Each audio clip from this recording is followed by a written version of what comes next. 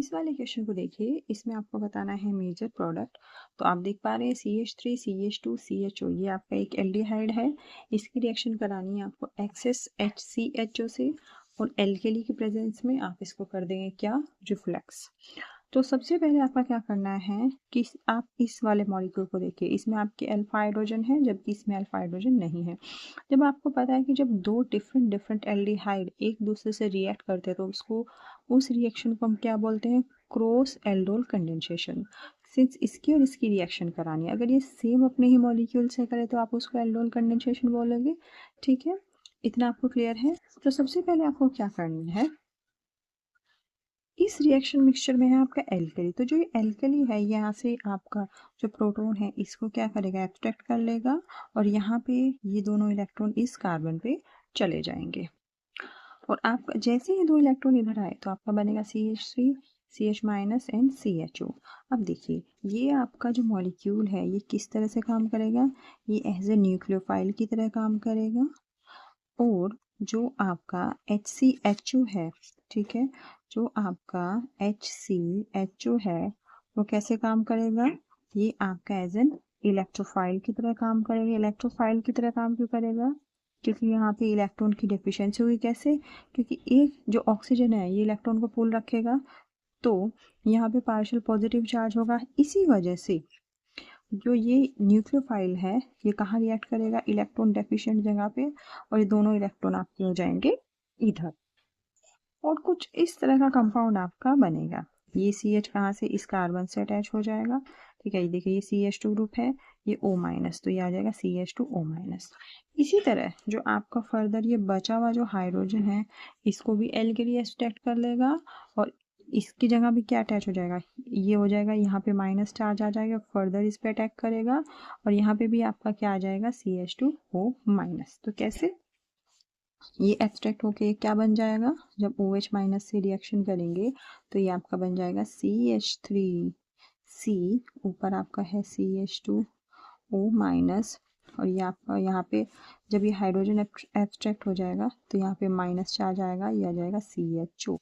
और आपका ये किससे रिएक्ट करेगा, ये आपका फॉर्मेल्डिहाइड से रिएक्ट करेगा। ये निगेटिव चार्ज यहाँ आएगा और ये दोनों इलेक्ट्रॉन आपका ऑक्सीजन पुल कर लेगा, और आपका ACH2O माइनस ग्रुप और जुड़ जाएगा। सिंस हमारे पास H आयन्स हैं, यहाँ से रिमूव हमें मिले थे, तो वो इन ऑक्सीजन से क्या हो जाएंगे, अटैच हो जाएंगे। तो आपको क्या फाइनली मिलेगा, ये वाले जो H आयन्स है यहाँ पे अटैच हो जाएंगे, ये मिलेगा। लेकिन आप देखिए, मेरे किसी भी CH2OH तो है, लेकिन यहाँ पे मेरा CHO रह गया, ये तो मैच नहीं कर रहा है। इसका मतलब फर्दर रिएक्शन होगी। देखिए, अब इसके पास भी कोई अल्फा हाइड्रोजन नहीं बचा, और HCHO के पास भी कोई अल्फा हाइड्रोजन नहीं बचा, तो फर्दर कौन सी रिएक्शन होगी, फर्दर आपकी कौन सी रिएक्शन होगी, केनिज़ारो रिएक्शन। जब अल्फा हाइड्रोजन नहीं होते तो आपकी कौन सी रिएक्शन होती है, केनिज़ारो रिएक्शन। अब आपके रिएक्शन मिक्सचर में एल्कली तो है ही, तो वो एल्कली OH माइनस लिबरेट करेगा, और ये OH माइनस यहाँ पे रिएक्ट करके आपका O माइनस दे देगा। क्या बच जाएगा आपका HCO माइनस, यहाँ पे H, और ये बन जाएगा OH।